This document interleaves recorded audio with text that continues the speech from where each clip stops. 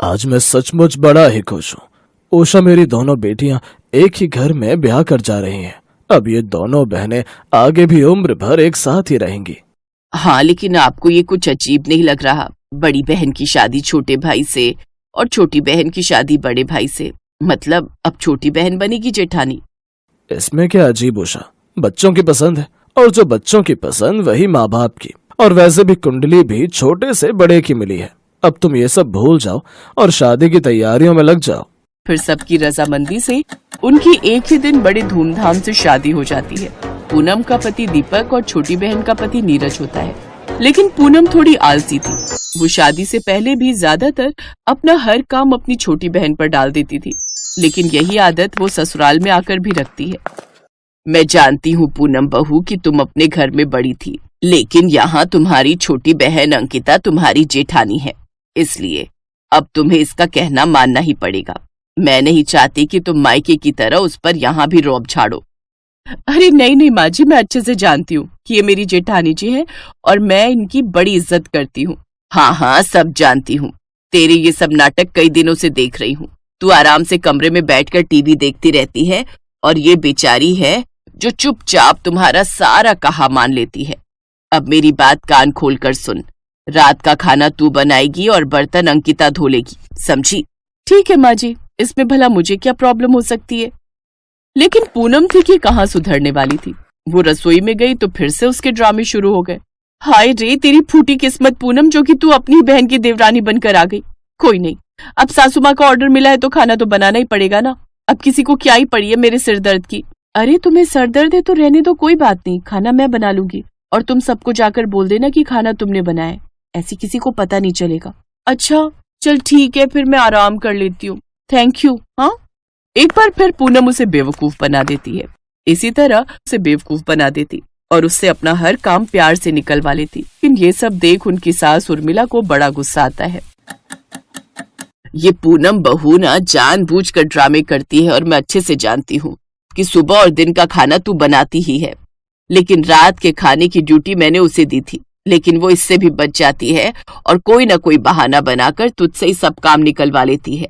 मैं जानती हूँ वो तेरी बहन है, इसलिए तुझे उसकी फिक्र है, लेकिन जब उसे ही तेरी कोई परवाह नहीं तो फिर तू क्यों उसकी इतनी चिंता करती है? और अगर तुझे मेरी बातों पर यकीन नहीं तो कल सुबह तू बस अपनी तबीयत खराब होने का नाटक करना, फिर देख ड्रामा। अगली शाम अंकिता बिल्कुल वैसा ही करती है। शाम के 8 बज जाते हैं, लेकिन वो अपने कमरे से बाहर नहीं आती। ये देख पूनम चिंता में आ जाती है और वो उसके कमरे में जाती है। क्या हुआ, तू अभी तक कमरे में ही पड़ी है? तू जानती है ना डिनर बनाने का टाइम हो रहा है और डिनर तू ही बनाती है, मैं तो सिर्फ सर्व करती हूँ ताकि सबको लगे कि वो मैंने बनाया है। हाँ लेकिन वो क्या है ना, आज मेरी तबीयत ठीक नहीं है इसलिए आराम कर रही थी। हाँ भाई ठीक है, तू जेठानी है, तू तो आराम से भी उठ सकती है, बीमार भी हो सकती है, लेकिन मेरा क्या है? मेरे हाथ की कलाई में इतना दर्द हो रहा है, लेकिन मैंने किसी से कुछ नहीं कहा। खैर छोड़, तू यही चाहती है ना कि डिनर बनने में देर हो जाए और फिर सासू माँ मुझे ही सब बातें सुनाए। कोई नहीं, सुन लूंगी मैं 2 बातें। ये सुनकर अंकिता को अपनी बहन पर तरस आ जाता है और वो एक्टिंग छोड़कर फिर से डिनर बनाने चली जाती है। और एक बार फिर अंकिता अपनी कलाई में दर्द का बहाना लेकर उस पर गरम पट्टी बांधकर बैठ जाती है। देख लिया अंकिता तूने अपनी बड़ी बहन उर्फ देवरानी का ड्रामा। वो तुझे एक भी दिन बिस्तर पर पड़ा हुआ नहीं देख सकती। ये कहकर उसकी सास वहां से चली जाती है। फिर जब डिनर सर्व करने की बारी आती है तो पूनम झट से रसोई में आती है। लाओ लाओ, डिनर बन गया ना? अब ऐसा करो, आप जल्दी से जाकर डाइनिंग टेबल पर बैठ जाओ ताकि सबको ये लगे कि ये खाना मैंने बनाया है। जाओ जाओ जल्दी फिर पूनम सबके लिए खाना परोसती है, लेकिन उनकी सास गायत्री जैसे ही पहला निवाला खाती तो पूछती है, पूनम बहू क्या सच में ये खाना तूने ही बनाया है ना? ऑफ कोर्स माँ जी, ये भी कोई पूछने वाली बात है, ये मैंने ही बनाया है। ये सुनकर अंकिता को गुस्सा आ जाता है और वो कहती है, आप झूठ क्यों बोल रही हो देवरानी जी? ये खाना तो मैंने बनाया है और माँ जी ने तो मुझे खुद देखा है खाना बनाते हुए। और तुम्हारी कलाई में वो जो चोट लगी थी वो एकदम से ठीक कैसे हो गई? अच्छा वो मैंने गरम पट्टी बांधी थी ना, उससे ठीक हो गई। ओहो, लगता है अब कुछ ऐसा ड्रामा करना पड़ेगा कि अगले कुछ दिनों तक इसे ही घर के सब काम करने पड़े, मुझे कुछ भी काम ना करना पड़े और मैं मस्त आराम कर सकूं। अंकिता की ढील के कारण अब पूनम को आराम की आदत लग गई। जिस बात से गायत्री अच्छे से परिचित थी, लेकिन अब तो उसकी खुद की सगी बहन अंकिता भी उसके ड्रामों से परेशान हो चुकी थी। ऐसे ही समय बीतता है। एक रोज पूनम जानबूझकर मार्केट में सब्जियां लेने के बहाने चली जाती है और लौटते वक्त अपने हाथ पर प्लास्टर बंधवा लेती है, जिसे देख उसकी सास कहती है, अरे ओ नौटंकी, अब ये क्या तेरा नया ड्रामा है? अरे ये क्या हुआ तुम्हें? ये चोट कैसे लगी? अब क्या ही बताऊं जेठानी जी, मैं रास्ते से सब्जी लेने बाजार जा रही थी कि पीछे से एक ऑटो वाला मारकर चला गया और हाथ में ये फ्रैक्चर आ गया। डॉक्टर ने कहा है अब कम से कम 15-20 दिन तक आराम करना होगा। उफ, बहुत दर्द हो रहा है। ये कहकर पूनम रोते हुए अपने कमरे में चली जाती है। अच्छे से जानती हूँ मैं, इसे घर का काम ना करना पड़े इसलिए नकली प्लास्टर चढ़वा कर आ गई। माँ जी उन्हें सच में लगी है, वो मुझसे इतना बड़ा झूठ नहीं बोलेगी। आहा, कितना मजा आ रहा है, अब तो मैं कई दिनों तक आराम करूंगी। अंकिता जब पूनम के कमरे के बाहर से गुजर रही होती है तो वो पूनम को दोनों हाथ उठाए नाचते हुए देख लेती है। हे भगवान, इतना बड़ा झूठ, इसने फिर से मुझे धोखा दिया। तभी गायत्री भी वहाँ आ जाती है और वो भी उसे देख लेती है और गुस्से में उसके कमरे में जाती है। अरे ओ ड्रामेबाज औरत, अगर इतनी ही मेहनत तू काम में कर लेती तो तेरी बहन को भी थोड़ा आराम मिल जाता। उन दोनों को यूं अचानक देख पूनम घबरा जाती है। अब अरे आप दोनों यहाँ, वो मैं ना हाथ की एक्सरसाइज कर रही थी, वो डॉक्टर ने बोला था। डॉक्टर ने ये भी बोला है कि तेरा हाथ काटना पड़ेगा। छी, मुझे तो तुझे अपनी बहन कहते हुए भी शर्म आती है। मैंने तेरे लिए कितना कुछ किया और एक तू है जो मुझे बचपन से आज तक बस धोखे पर धोखा देती रही। मुझे माफ कर दो, मैंने ये सब काम से बचने के लिए नाटक किया था। मेरी बहन तू भी मुझे माफ कर दे, अब से मैं कभी ऐसे ड्रामे नहीं करूंगी। मैं तुझे अब एक ही शर्त पर माफ करूंगी, अगले 3 महीनों तक घर के सब काम तू अकेले ही करेगी और मैं और माँ जी अब सिर्फ आराम करेंगी। अपनी छोटी बहन और जेठानी जी की बात मानने के अलावा अब उसके पास और कोई चारा भी नहीं था। उसने उन दोनों की बात मान ली और अब अगले 3 महीने तक जहाँ अंकिता सिर्फ आराम करती है तो वहीं पूनम घर के सब काम अकेले ही करती है और उस दिन के बाद वो अब कोई ड्रामे नहीं करती।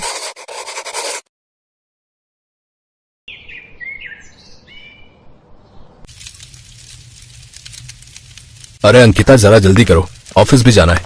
हाँ, बस 2 मिनट, बस अभी लाई। अब तब तक आप चाय पियो ना। अरे चाय तो कब की खत्म हो गई।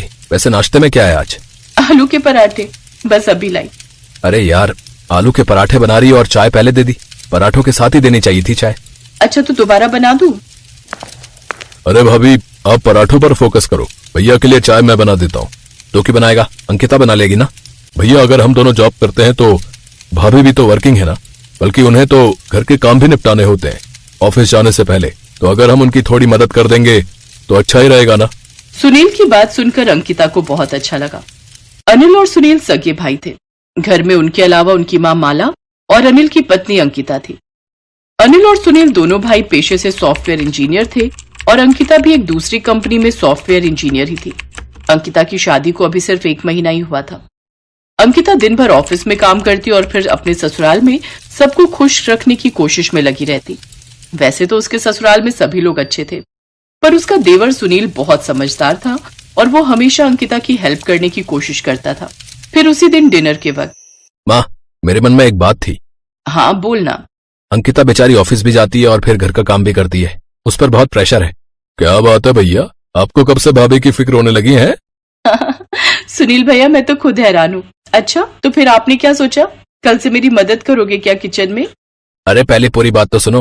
ये सही है कि अंकिता की मदद के लिए कोई तो होना ही चाहिए। बिल्कुल भैया, एकदम सही सोच रहे हैं, एक काम वाली लगा लेनी चाहिए हमें। अबे काम वाली नहीं, मैं तो तेरी शादी की बात कर रहा था। है ना बाबा ना, मेरी शादी की बात कहां से आ गई? भाभी मैं सारे बर्तन धो दूंगा, सारा खाना बना दूंगा, पर यह सजा मत दिलवाओ यार। अरे क्या हो गया, इतना क्यों घबरा रहा है? आज नहीं तो कल शादी तो करनी है।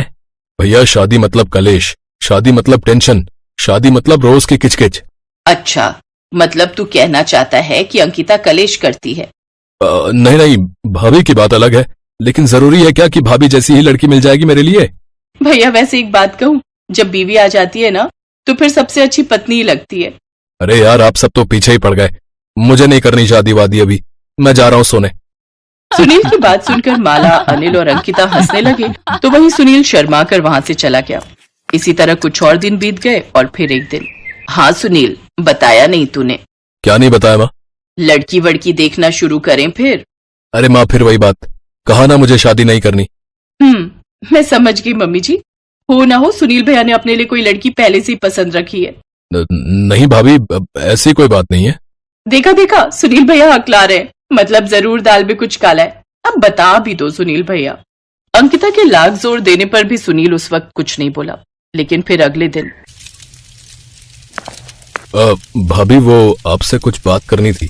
हाँ बोलो ना भैया। भाभी वो मेरे ऑफिस में ना एक लड़की है।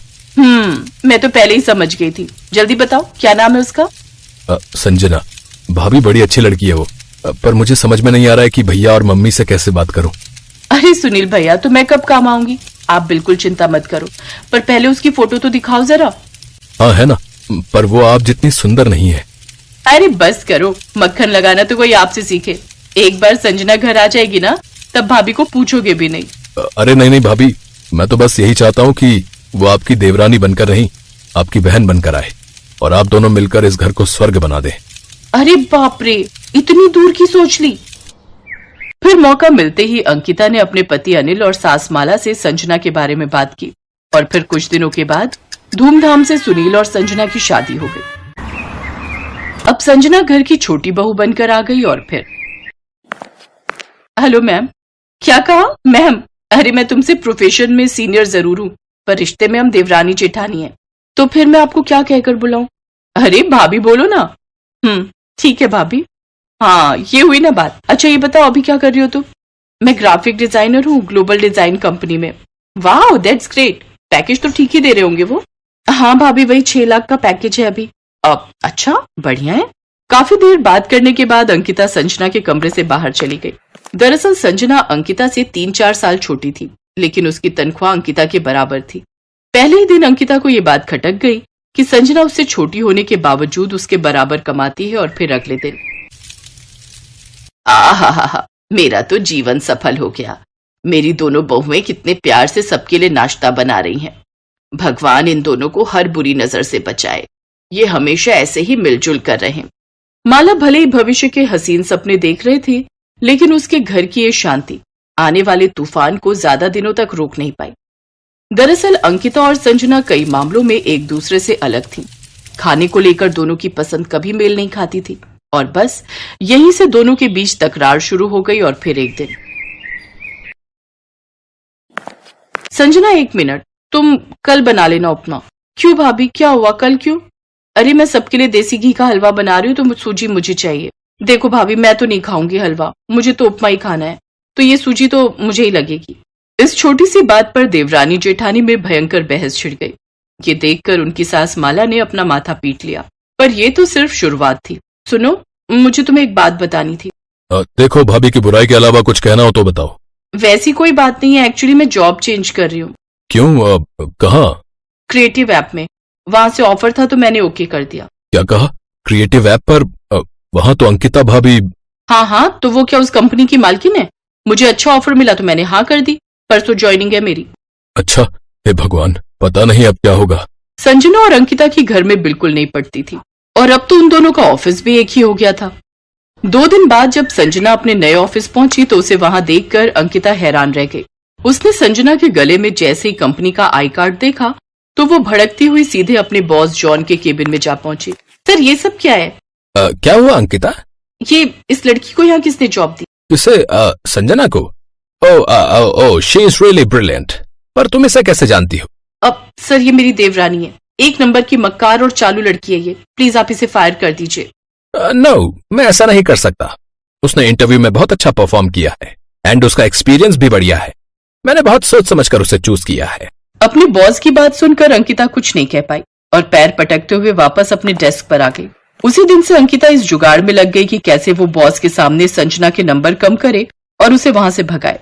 तो वहीं संजना ये सब समझ रही थी और अपनी जेठानी की हर चाल का मुंहतोड़ जवाब देने को तैयार थी। तो अब तक जो घर का हाल था वही अब ऑफिस का भी हो गया। छोटे छोटे मसले बहुत बड़े होने लगे और दोनों के बीच ऑफिस में खूब कहासुनी होने लगी। और फिर एक दिन, अंकिता, संजना, मैंने तुम दोनों को एक साथ एक नए प्रोजेक्ट के बारे में डिस्कस करने के लिए बुलाया है। क्लाइंट को सबसे बेहतरीन ऐप चाहिए, उसके लिए कुछ सैंपल्स भेजने हैं। तो मैंने इस काम के लिए टोटल 4 टीमें बनाई हैं और उन्हीं में से एक है तुम दोनों की टीम।